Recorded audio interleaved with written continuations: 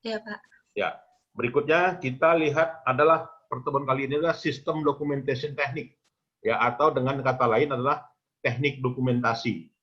Nah, ini teknik dokumentasi bagi akuntan ini sangat penting, gitu ya. Apalagi kalian nanti menjadi auditor, gitu ya.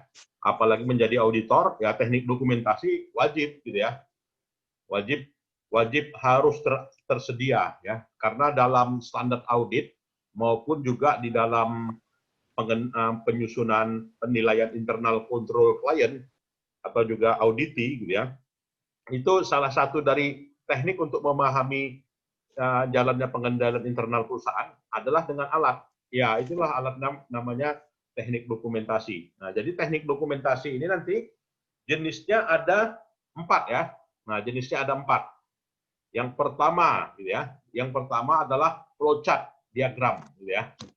Flowchart diagram. Jadi flowchart diagram itu adalah gambaran aliran dokumen. Nah, itu ya flowchart diagram gambaran aliran dokumen. Nantinya pun flowchart terbagi lagi, gitu ya. Ada 3, gitu ya. Ada dokumen flowchart, ya, kemudian ada sistem flowchart, ada program flowchart. Ya, kalau dia sistem dokumen flowchart itu gambaran aliran dokumen pada transaksi manual. Nah, itu ya. Sedangkan sistem flowchart ya itu gambaran instruksi program komputer, ya. Kemudian juga yang ketiga adalah sistem flowchart yang menggambarkan ya proses input, proses dan juga output. Ya, jadi bisa akan kembali ke input apabila ditolak ketika diproses, ya. Nah, itu dia 3 jenis yang dikatakan dengan bagian dari flowchart system, gitu ya. Yang ketiga itu adalah data flow diagram. Nah, itu ya. Data flow diagram atau orang menyingkatnya dengan sebutan DFD, ya, data flow diagram, DFD. Nah, data flow diagram bagi auditor wajib nggak? Wajib, gitu ya. Apalagi sejak POSO, ya, sejak dari kasusnya Enron, gitu ya, ada revolusi bahwasanya pengendalian internal itu wajib disusun sebelum memberikan opini, ya, atau sebelum memulai pekerjaan audit. Ya, jadi kuat lemahnya audit ya ditentukan oleh pemahaman atas pengendalian internalnya. Paham atau tidak paham pengendalian internalnya tergantung pada dokumentasi, sistem dokumentasinya.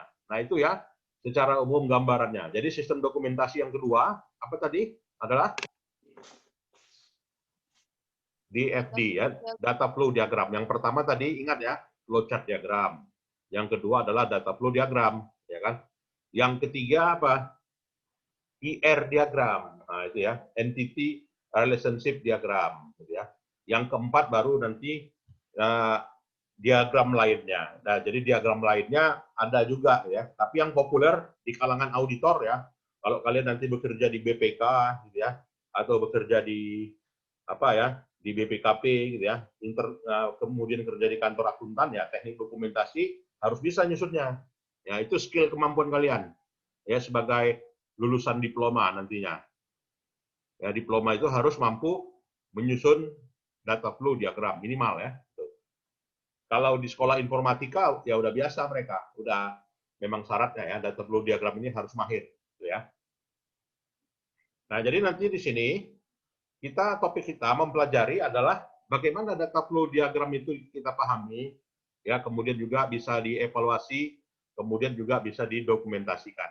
Dan juga menyajikan data flow diagram itu agar mudah dipahami, mudah untuk menjadi alat evaluasi, ya, kemudian juga menjadi alat dokumen dalam pemahaman sistem informasi, ya. Why document system? Nah, itu ya. Kenapa adanya dokumentasi sistem? Ya, dokumentasi sistem itu karena, gitu ya, ya akuntan ya harus ya must be ya harus dapat membaca ya dokumen dan juga memahami jalannya kerja sistem. Makanya dokumentasi sistem perlu. Jadi nanti kalau kalian sebagai akuntan tidak bisa membuat dokumentasi sistem, ya, jangan jadi akuntan dong, jadi marketing aja ya atau jadi yang lain, pekerjaan yang lain di luar akuntan ya. Nah, jadi auditor need assess risk. Jadi mau menilai risiko, ya menilai risiko ya mau tidak mau alatnya adalah dokumentasi sistem. Lalu dunia juga, dunia juga sudah menganjurkan, Amerika ya, terutama Sarbanes-Oxley. Udah baca ini kan, Sarbanes-Oxley, Paul Sarbanes dan juga Oxley, Michael Oxley, Paul Sarbanes and Michael Oxley, seorang senator Amerika ya, itu melahirkan undang-undang yang namanya Sarbanes-Oxley Act, SOX, gitu ya. Tahun berapa itu? Ya, tahun 2002 ya. Jadi tahun 2002, di mana dalam hal ini pengendalian internal bisa dinilai. Kalau dulu sebelum tahun 2002, 2001, 99, 90 gitu kan, auditor langsung turun aja gitu. Artinya mengabaikan pemahaman internal control. Itu salah ya. Jadi harus ada pemahaman internal control, dan auditor mengevaluasi ya, mengevaluasi jalannya sistem. Dan sistem yang dikembangkan dan yang diubah. Nah, makanya dalam hal itu dokumentasi sistem perlu. Nah, jadi di sini dokumentasi sistem itu salah satunya yang sudah saya jelaskan di awal tadi, yang ada namanya flowchart. Nanti kita bahas ya flowchart itu gimana. Nah, jadi di sini urutannya yang pertama data flow diagram. Ya. Data flow diagram itu adalah documentation system. DFD kata orang ya. Jadi DFD itu apa? Gambarannya. Ya, jadi di situ adalah aliran data, ya, data flow. Data flow di mana? Data flow saat proses. Aliran data saat proses, ya, aliran data pada saat sumber dan juga tujuan dari data, dan juga penyimpanannya, gitu ya, penyimpanan data. Jadi data flow diagram ini visually simple. Ya, secara gambar lebih simple ya. Nggak sebanyak flowchart ya. Kalau kita lihat flowchart itu banyak sekali kan tampilannya ya. Jadi situ data flow diagram very simple ya, visually simple, dan juga mempresentasikan dari sebuah proses abstrak yang detail levelnya lebih rinci gitu ya. Nah, jadi di sini data flow diagram ya gambaran rinci gitu ya dari sebuah sistem. Nah, itu ya yang harus dipahami ya.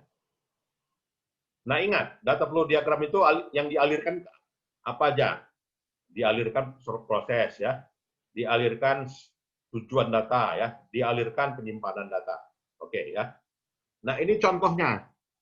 Nah, jadi bagaimana kalau kita menggambarkan aliran datanya, ya, menggambarkan aliran data pada saat mulai dari apa ya, mulai dari data source, sumber data, kemudian juga proses, ya, kemudian diproses lagi, kemudian juga disampaikan data itu. Nah, ini ya. Alirannya gitu ya. Ingat, data flow diagram itu ada yang sumber data, ada yang proses data, ya, ada data diproses dan ada tujuan data. Nah, jadi setiap dari kegiatan ya, setiap dari sistem itu pasti punya entitas ya, punya proses. Contoh lah, misalkan kalian mengambil mata kuliah SIA ini, prosesnya apa? Nah, itu kan. Sehingga kalian melaksanakan proses perkuliahan SIA. Apa prosesnya sebelumnya? Saya tanya. Isi KRS, Pak. Nah, ngisi KRS. Yang ngisi KRS itu wajib kan? Ada yang nggak ngisi KRS di sini? Wajib, Pak. Wajib ya kan? Kalau nggak ngisi KRS berarti ada nggak di Zoom ini dia? Nggak ada, Pak. Nggak ada, gitu kan? Wajib dia. Artinya mengisi KRS adalah proses. Nah, ini gambarnya. Nah, sebelum ngisi KRS apa yang dilakukan? Bayar UKT, Pak. Bayar SPP, iya. Bayar SPP kan? Iya, Pak. Nah, bayar SPP itu kalau belum bayar gimana? Nggak bisa ngisi KRS. Nggak bisa ngisi KRS, Pak. Nggak bisa ngisi portalnya kan gitu kan? Harus bayar dulu gitu kan? Artinya orang bilang di luar, SPP-nya bisa dicicil nggak Pak? Nggak bisa gitu kan? Karena apa? Ya karena kita pakai portal, ya kan, pakai portal itu bisa dia isi kalau udah bayar. Ya. Jadi bayar dulu baru proses. Nah, itulah dia gambarannya dalam proses perkuliahan ya, dalam sistem perkuliahan. Nah, jadi kalau kita menggambar di FD ini, apa sih syaratnya gitu ya? Apa sih anjurannya ya? Apa sih Step-stepnya. Nah, stepnya yang pertama, kalau kita menggambar DFD, yang pertama adalah understand the system. Ya, pahami sistem secara menyeluruh. Misalnya tadi kalian paham sistem akademik, ya kan? Nanti saya ambil contoh nih. Sistem akademik, bagaimana itu sistem akademik? Ya, sistem akademik itu bagaimana mulai dari apa ya? Mulai dari pembayaran SPP, kemudian juga mengisi KRS di portal, lalu membayar SPP tadi dasarnya dari mana? Dari billing, ya, tagihan. Ya, kalau nggak ada tagihan berarti nggak ada yang harus dibayar gitu kan? Nggak ada harus bayar. Artinya SPP kalian bisa nggak dibayarin orang lain? Bisa, Pak. Bisa ya kan? Bisa. Bisa dibayarin sama orang lain. Berapa SPP-nya satu semester? Beda-beda, Pak, tergantung. Beda-beda, Pak. Nah, UKT gitu kan? Yang paling mahal berapa? 4.100.000, Pak. Nah, 4.100.000. Nah, dibayari orang misalkan kakaknya kerja di Jakarta gitu kan. Karena apa? Dia langsung bayar gitu kan. Nah, langsung bayar. Bisa nggak? Ya, bisa gitu kan. Ketika nengok diisi nama NIM-nya, kemudian langsung masuk e-billing-nya gitu kan. Tagihannya lalu transfernya ke Bank Mandiri. Bayar lunas gitu kan. Berarti kan udah kamu ngurus KRS-nya di sana ya. Ambil mata kuliahnya, lalu proses lagi ke ke pembimbing akademik PA. Ya, jadi Pak, saya ngambil 24 SKS.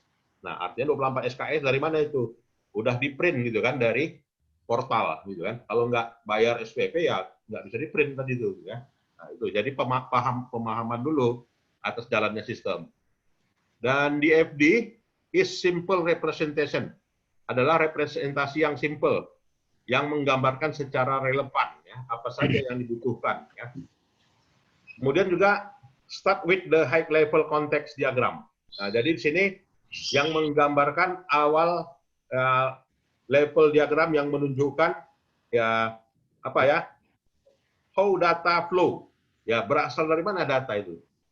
Ya tadi misalnya proses pengisian KRS, data dari mana sumbernya? Ya, sumber dari pengisian KRS data dari mana? Data dari masa lalu gitu kan. Artinya dapat IP berapa yang lalu? Kalau IPK-nya 3,5, berapa SKS bisanya? Gitu kan? 24 ya? Ya, kalau 3,5 24. Kalau di bawah itu ya misalkan 3,5 sampai 30 21 gitu ya. Berarti di situ adalah show how data flow. Ya, jadi berasal dari mana data itu yang ada pada sistem. Gitu ya. Yang berikutnya adalah mengidentifikasi elemen-elemen dari data flow diagram. Oke, kemudian juga nama elemen. Ya, kemudian juga setiap dari proses gitu ya. Itu navigate ya from abstract detail ya. Jadi harus setiap dari proses itu pasti ada subproses. Misalnya apa subproses?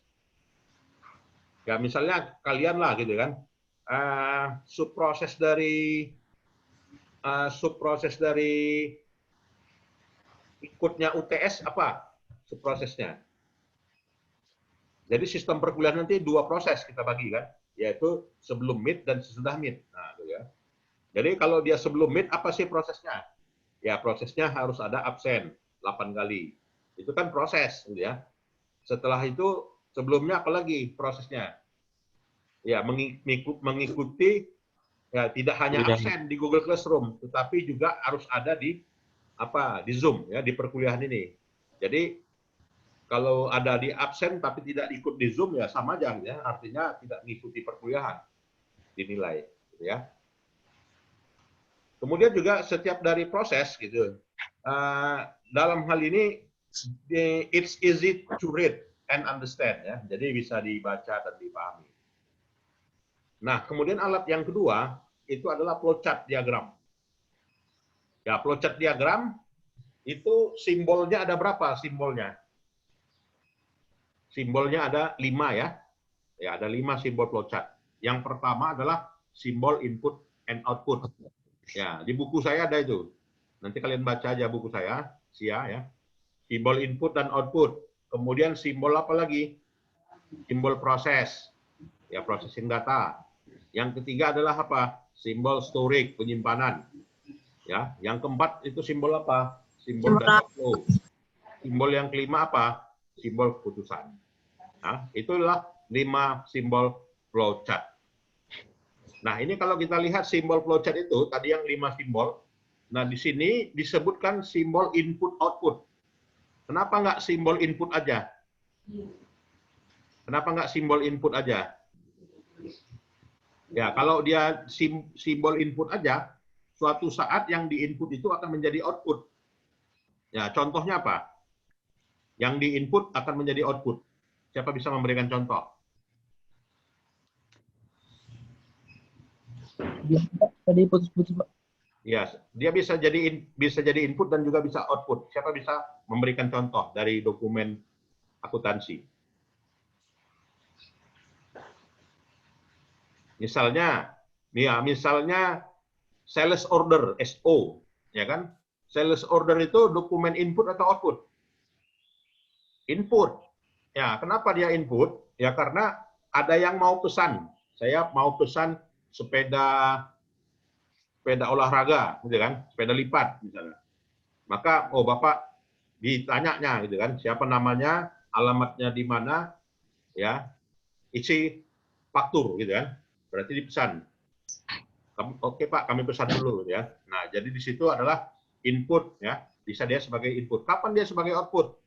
Ya, suatu output apabila didistribusikan. Makanya faktur itu, ya faktur itu ya ada rangkap 3 ya. Ada rangkap kuning, ada rangkap merah jambu, ada rangkap putih kan. Yang putihnya untuk si penjual, yang untuk si pembelinya warna warna apa itu? Warna biru ya. Yang warna biru itu untuk si pembeli. Nah, artinya apa? Bisa sebagai input, bisa sebagai output. Ya, artinya waktu input sama perusahaan. Ya, ketika output ya ketika sales order itu didistribusikan ke departemen lain. Ya, jadi ciri dari flowchart diagram itu adalah adanya aliran dokumen antar departemen. Nah, itu ya harus digarisbawahi. Adanya aliran dokumen antar departemen. Berbeda tadi dengan data flow diagram. Ya, kalau data flow diagram itu bukanlah aliran dokumen, tetapi adalah aliran data. Nah, bedanya itu ya, flowchart dengan data flow. Data flow adalah aliran data, sedangkan flowchart itu adalah aliran dokumen. Oke. Nah, jadi di sini inilah dia dokumen input output ya. Nah, kemudian ini ada rangkap 3. Artinya apa itu? Dokumen input dan output ya, simbolnya rangkap 3. Kemudian ada simbolnya seperti ini. Simbol apa ini? Simbol electric output. Ya, kemudian ada simbolnya ini. Ya, simbol Electronic data entry. Ya, kemudian ada simbolnya seperti ini. Ya, electronic input. Ya, artinya flowchart ini kan tadi saya bilang 3 jenis ya, yaitu flowchart dokumen, yang kedua flowchart sistem, yang ketiga flowchart program, gitu ya. Jadi kalau dia flowchart dokumen ya 1, 2 ini, dokumen dan ini. Tetapi kalau ini, 2 ini, ya itu adalah flowchart sistem. Yang ini flowchart program. Dari sisi simbol input dan output. Paham? Itu mau jadi auditor harus paham ini, gitu ya. Harus paham dia, flowchart. Harus mahir lah, artinya 30 menit udah siap 1 lembar ya, flowchartnya. Tolong dibuatlah flowchart ketika mau mengaudit kantor cabang A misalnya. Buat langsung flowchartnya. Bisa ya. Ya, yang kedua adalah simbol proses. Nah, jadi simbol proses itu yang mana simbolnya? 2 ini. Nah, kalau yang di atas itu adalah proses sistem dan proses program ya. Sedangkan yang di bawah itu adalah proses manual atau disebut dengan manual operasi. Ya, manual operasi. Itu ya. Itu ingat membedakannya. Flowchart itu 3 jenis. Di antara 3 jenis itu punya 5 simbol. Setiap masing-masing dari simbol itu terdiri dari 3 jenis flowchart, yaitu flowchart dokumen pertama, yang kedua flowchart sistem, yang ketiga flowchart program.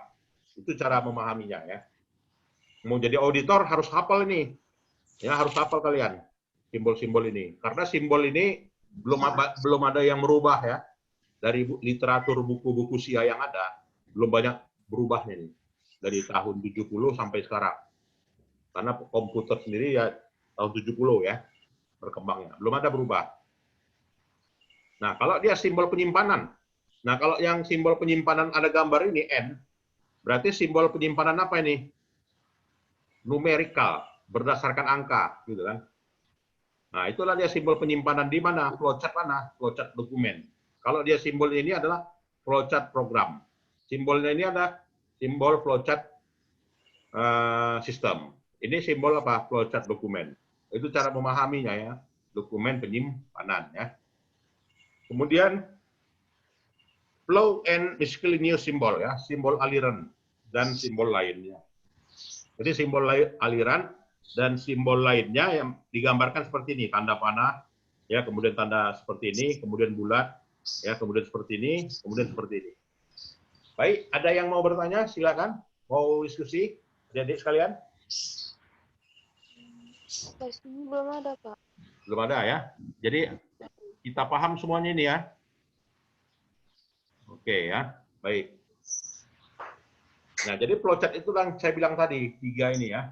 Pertama adalah flowchart dokumen, yang kedua flowchart sistem, yang ketiga flowchart program. Nah, kalau yang banyak digunakan orang yang mana nih? Nah, itu. Mana kira-kira?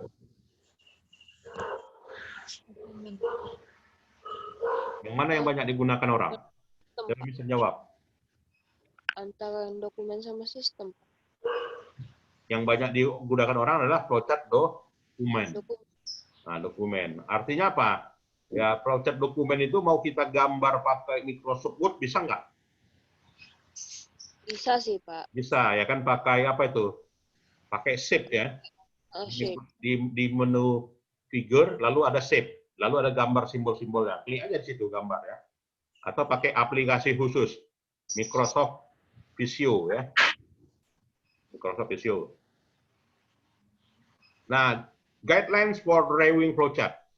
Nah, jadi kalau tadi kita syarat-syarat menyusun data flow diagram. Sekarang syarat-syarat menyusun flowchart. Nah, jadi syarat menyusun flowchart yang pertama dulu paham dulu sistem. Ya, kalau kita sistem penjualan, gimana sih sistem penjualan itu dilaksanakan? Gimana sih sistem perkuliahan itu dilaksanakan? Kalau dia sistem perkuliahan, dilaksanakan bagaimana prosesnya? Prosesnya tadi itu tadi. Ya, ada meet, sebelum meet, ada proses sebelum meet, dan ada proses sesudah meet. Baru dapat nilai, lulus atau tidak. Gitu kan? Nah, itu ya. Yang kedua adalah mengidentifikasi ya bisnis proses, ya mengidentifikasi apa sih prosesnya, apa sih dokumennya, apa sih aliran datanya, apa sih prosedurnya.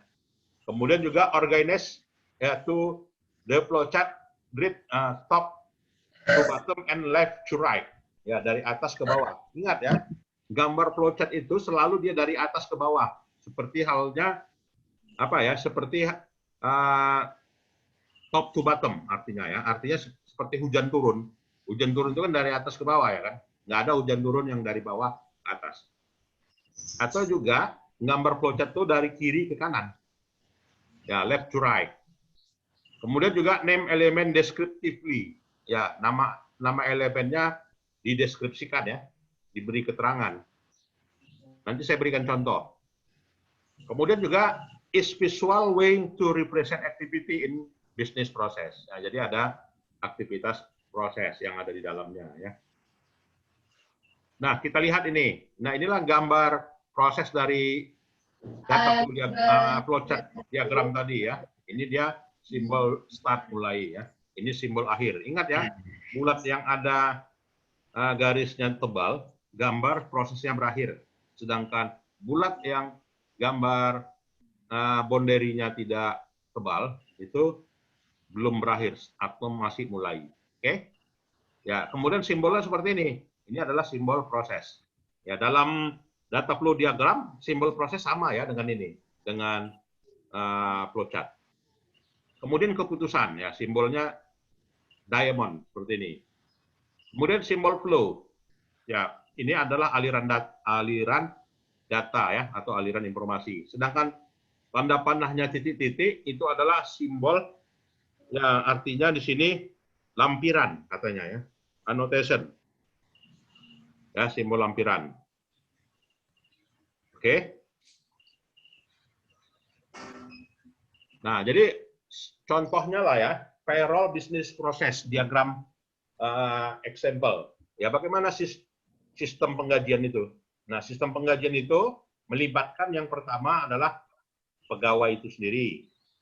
Ya, kemudian juga melibatkan bagian SDM, human resource. Ya, kemudian juga melibatkan bagian gaji. Ya, melibatkan bagian piutang, bagian utang ya. Kemudian juga melibatkan ya apa ini? Susan ya. Iya, Pak. Ya, melibatkan Susan, pegawai yang pertama. Kemudian melibatkan siapa nih? Aston ya, nama yang kedua pegawai itu. Jadi, sistem penggajian itu prosesnya dari mana? Nah, pada saat Susan dan Aston ya, itu masuk ke sebuah perusahaan, maka diproseslah sama mereka. Start gitu ya. Start, diproses. Tanggal berapa lahir gitu ya, alamatnya di mana, keahliannya apa, IPK-nya berapa, diproses. Begitu juga di bagian SDM. Nah, di bagian SDM masuk datanya itu di bagian SDM. Makanya seorang pegawai itu masuk kalau nggak ada di bagian SDM, maka tidak boleh, gitu ya, harus melalui proses di bagian SDM. Lalu bekerjalah, ya kan, bekerja. Maka dalam hal itu ada proses, ya, dihitung 30 hari udah kerja. Maka 30 hari sudah bekerja di proses, maka ada proses di proses bagian penggajian. Apa itu diproses? Diproseslah berapa hari jam masuknya, jam masuk pertama paginya jam berapa, pulangnya jam berapa. Diproses selama 24 hari itu ya, dikurang hari libur. Oke. Nah, kemudian dibayarkan. Ya, lalu dibayarkan, kemudian ada yang account payable, terutang. Kapan itu terutang? Ya, ketika sudah dirangkum belum dibayar itu sudah terutang. Maka jurnal hutangnya adalah apa ya? Beban gaji di debit, kreditnya utang gaji. Ya, beban gaji di debit, kreditnya utang gaji. Lalu pada Susan ya dibayarkan, ditransfer. Nah, ditransfer berarti masuk proses lagi ya, dan prosesnya berakhir, terima gaji. Nah, jadi dengan kata lain inilah dia proses sistem penggajian.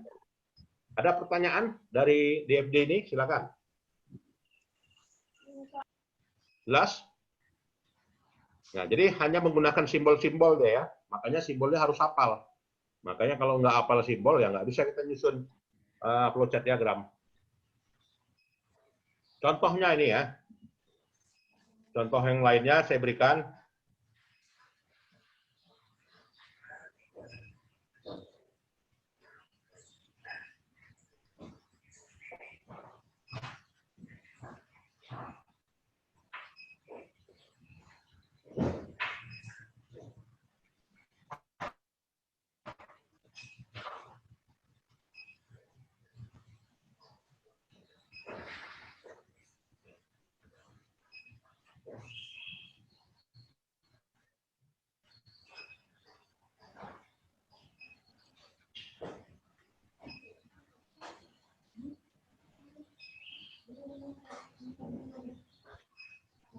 Nah, ini contoh ya bagaimana sih data flow diagram dan flowchart diagram itu diterapkan.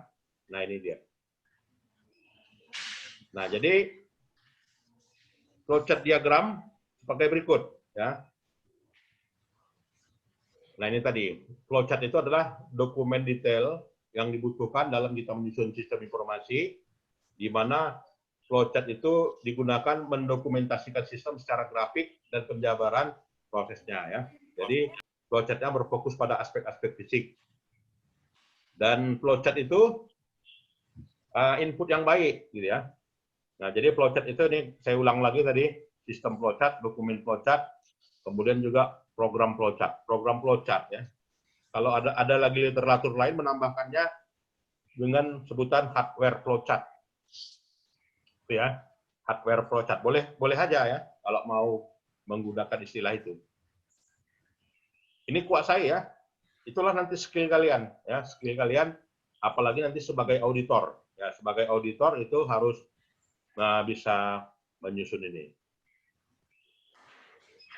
Elemen dasar sistem, ya. Jadi elemen dasar itu ada simbol, ada garis, ada area yang dituju, ya. Nah, ini simbolnya. Simbol input, ya. Ini udah kita bicarakan tadi, ya. Oke. Nah, sekarang ini adalah contoh dokumen flowchart dalam sistem akuntansi manual, ya. Bagaimana seorang karyawan itu terlibat dalam sebuah transaksi. Jadi di sini start, gitu ya.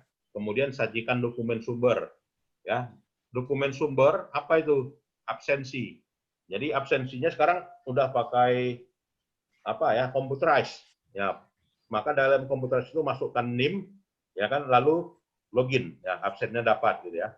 Lalu difilekan. Nah, filekan N numerik, ya, berarti berdasarkan pada huruf, ya. Artinya berdasarkan pada angka. Berarti NIM 01, NIM 02, NIM 03, NIM 04 absennya, ya. Nah, lalu bagian accounting department, gitu ya, itu akan mencatatnya. Diambilnya dokumen yang 3 rangkap tadi. Jadi yang 3 rangkap diambilnya yang mana? Bagian accounting ini. Yang putih kah? Biasanya yang asli, ya.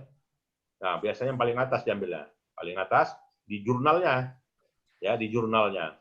Jurnal transaksi, lalu disajikannya di buku besar, lalu disajikannya di jurnal penyesuaian, lalu disajikannya di neraca saldo setelah penyesuaian, lalu disajikannya di buku besar pembantu, lalu disajikannya ke neraca saldo setelah penyesuaian, lalu disajikannya ke laporan keuangan, dari laporan keuangan disajikan kepada pemangku kepentingan atau pengguna laporan keuangan, investor atau kreditur, ya.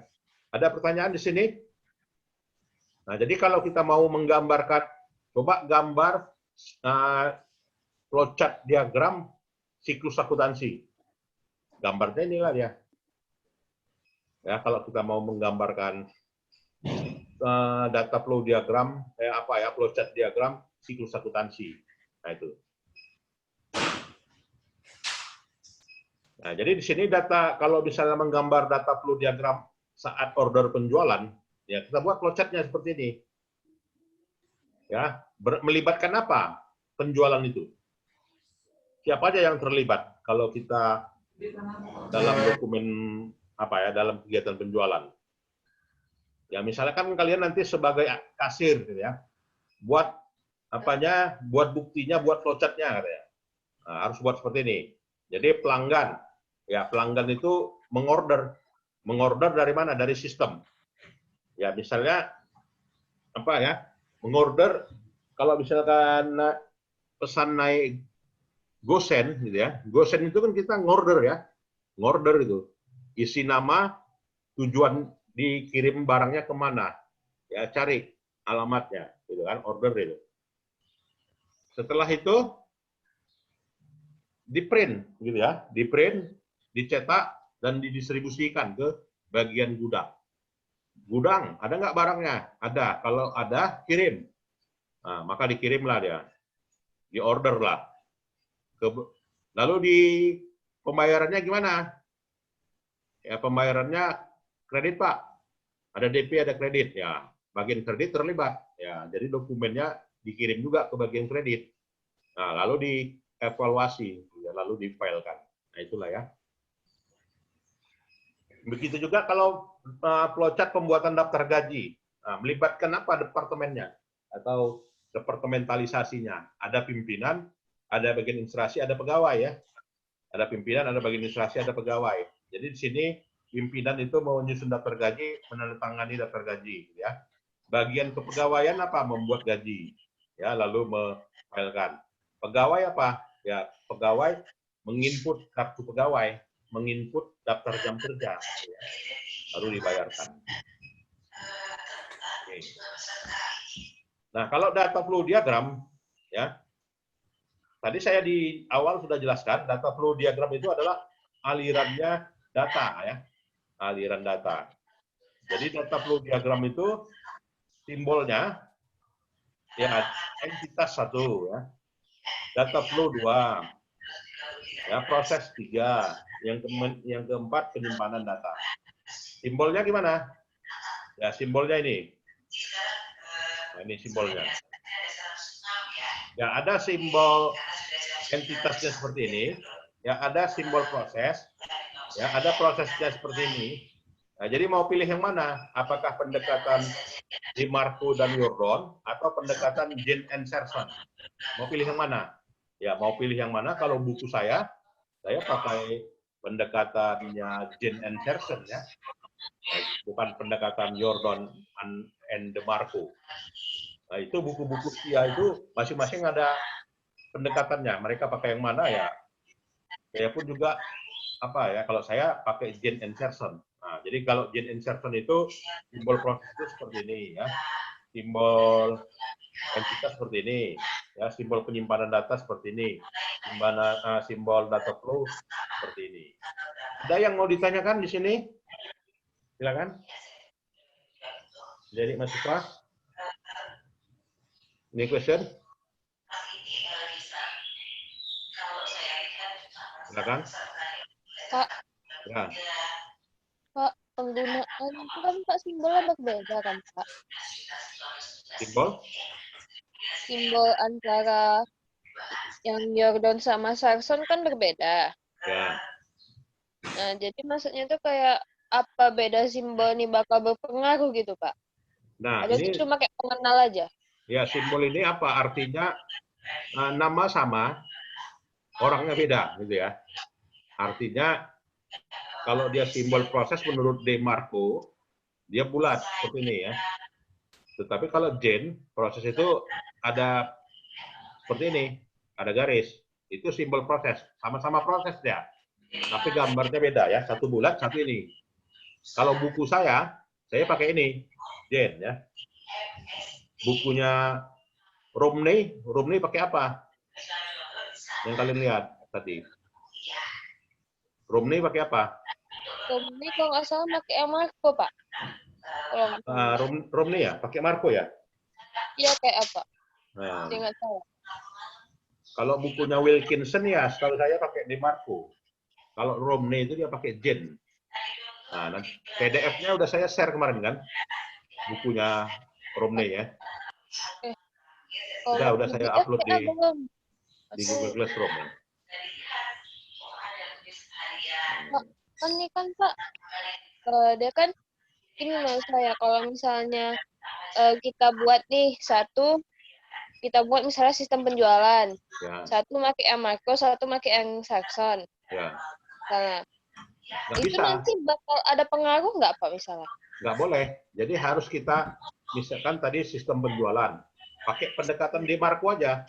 Prosesnya gini, entitasnya ini, data store-nya ini, data flow-nya ini. Jangan simbolnya kita gunakan waktu saat prosesnya DeMarco, lalu ya kan data store-nya kita gunakan simbol Jane. Nggak bisa ya.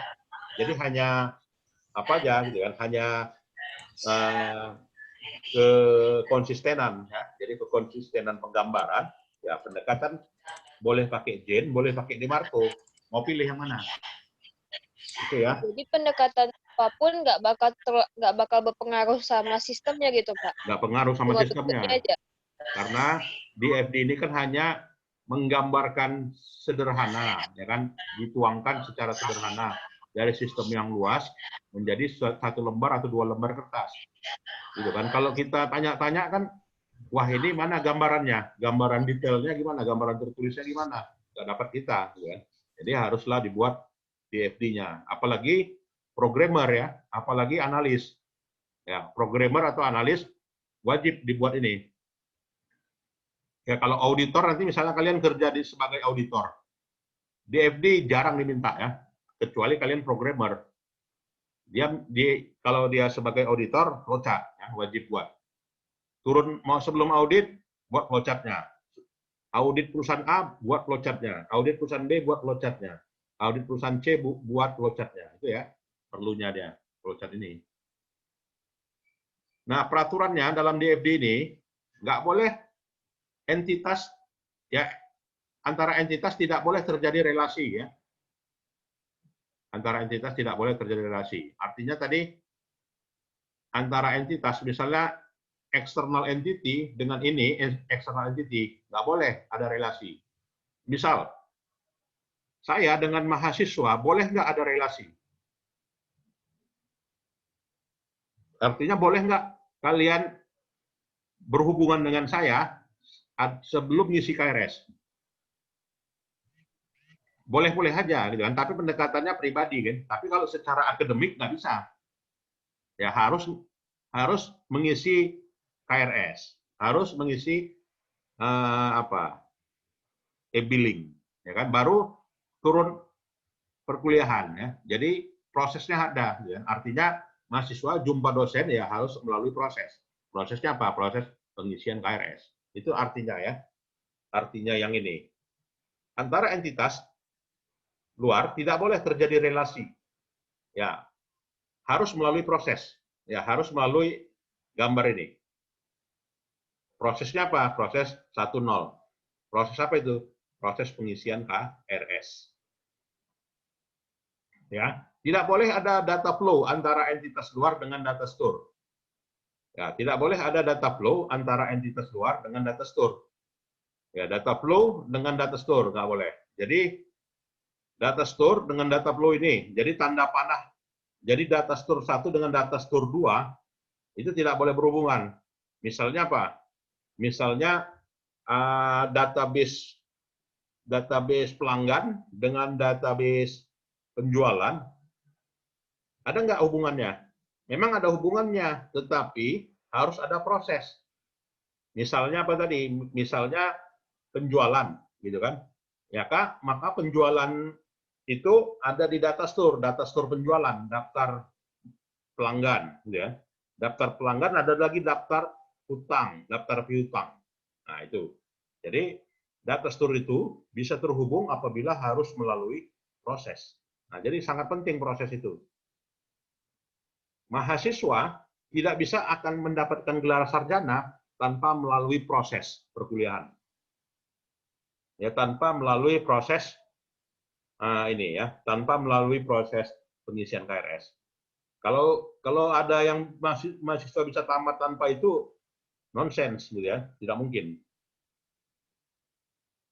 Nah itu cukup jelas. Ya kemudian satu data flow boleh mengalirkan beberapa struktur data. Nah jadi satu data flow boleh mengalirkan beberapa struktur data. Contohnya ini, ya vendor dengan pelanggan bisa nggak boleh jumpa, harus melalui perusahaan ya, proses pesanannya ke perusahaan. Satu.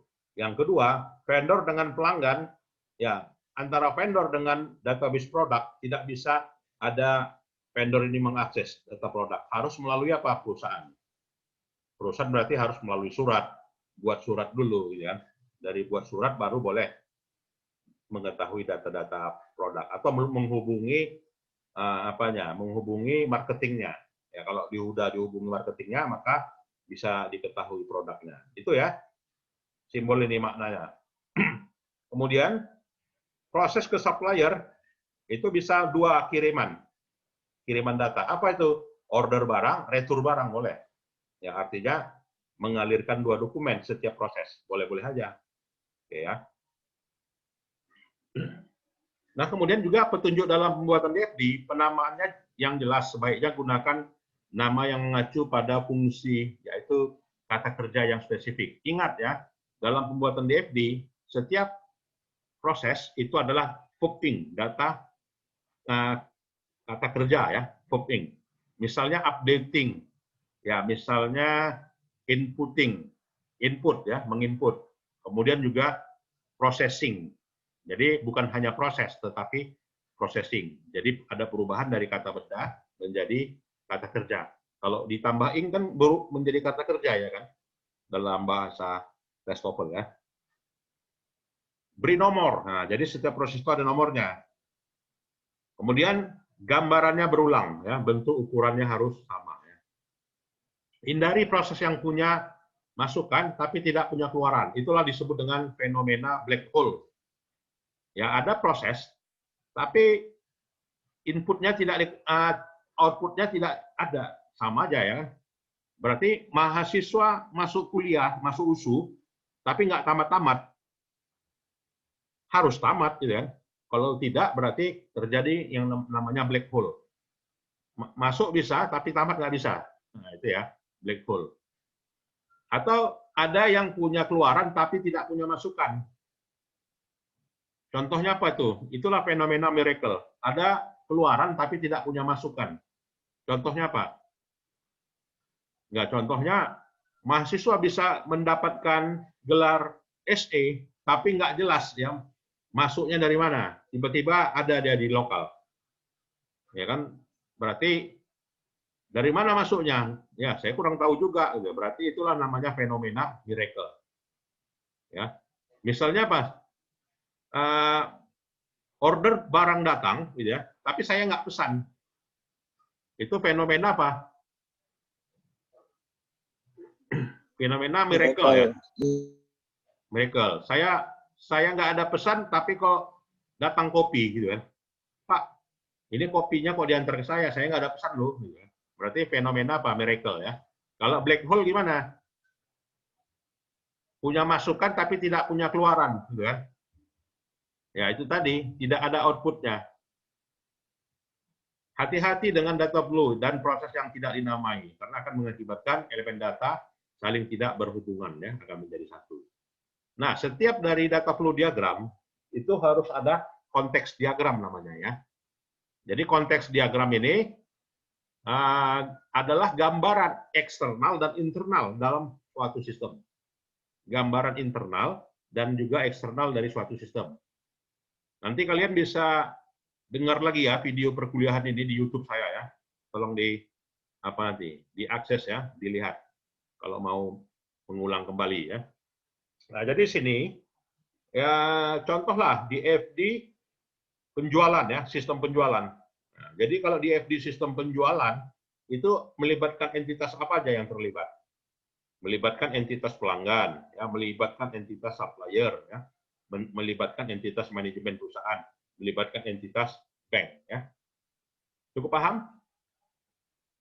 Nah, di FD itu namanya data flow, itu namanya konteks diagram ya.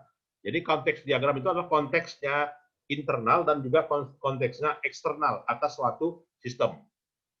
Misalnya sistem akademik mahasiswa USU. Konteks diagramnya apa? Siapa yang mengakses sistem akademik? Mahasiswa. Ya, mahasiswa. Siapa lagi yang mengakses? Dosen. Dosen.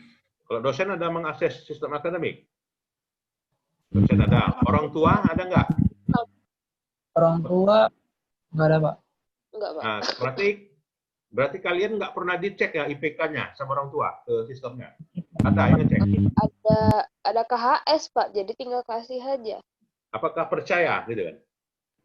Percayalah. Percaya orang tua ya? Nggak ada yang ngecek sampai ke sistem? Dimasukkannya NIM kalian, lalu diceknya, oh IPK anak saya sekian. Ada nggak? Enggak, Pak. Nggak sampai ke situ ya? Kalau saya sampai ke situ, anak saya cek. Ya, di FD level. Nah, jadi di situ tingkatan di FD itu ada turunannya ya. Di FD itu ada level 0. Nah, jadi semakin tinggi, semakin level 1, level 2, level 3, berarti makin detail. Ya. Semakin detail. Jadi modelnya itu semakin detail ya. Artinya di FD itu akan makin rinci ya, makin jelas. Namanya di FD level. Nah, inilah contohnya sistem akademik ya. Jadi ada modul penerimaan, ya, ada modul pendaftaran, ya kan, ada modul penilaian, ada modul sanksi. Ya. Nah, jadi sini konteks diagramnya ini sistem akademik mahasiswa. Ini ada bagian mahasiswa, bagian akademik, bagian keuangan, mahasiswa program studi, bagian kemahasiswaan. Ya. Nah, di sini berapa prosesnya? Saya tanya. Ada berapa proses?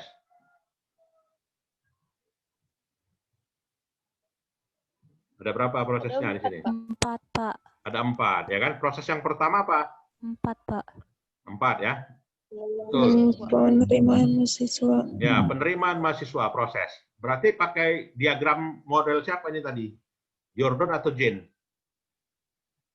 Modelnya si Yang bukan Jen Pak pokoknya Pak. Bukan Jen ya. Ya bukan Nah, jadi Jen. ada bulat, ada nomor ya. Berarti pendekatan Yordon ya kan. Nah, pendekatan Iya. Yordon. Kalau pendekatan Jen dia bukan seperti ini kan, nggak bulat ya. Jadi ya agak square segi 4 gitu ya. Tetapi nggak lancip ya kan. Nah, jadi ada 4 proses. Proses yang pertama adalah proses penerimaan. Ya, proses yang kedua adalah proses pendaftaran ulang. Proses yang ketiga adalah proses penilaian. Proses yang keempat adalah proses sanksi. Nah, itu ya. Sekarang ada berapa entitas?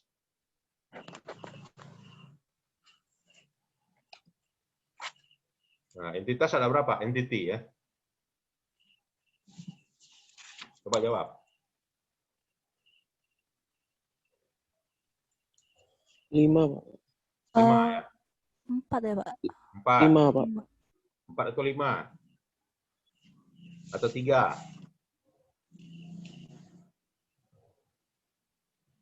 Oke, kita hitung. Entitas yang pertama adalah bagian Mahasiswa. akademik. Nah, 1 ya. Bagian akademis. Bagian Oke. keuangan. Bagian keuangan. Bagian mahasiswa. Kemudian mahasiswa. Mahasiswa, program studi. Kemudian program studi. Nah, 5. itu berarti 5 ya. 1, 2, 3, 4, 5.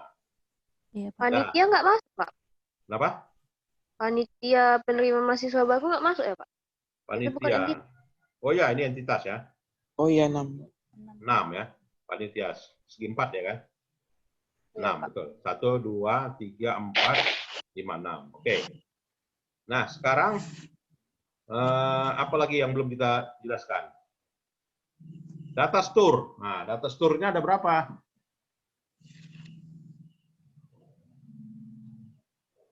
Penyimpanannya. Ya?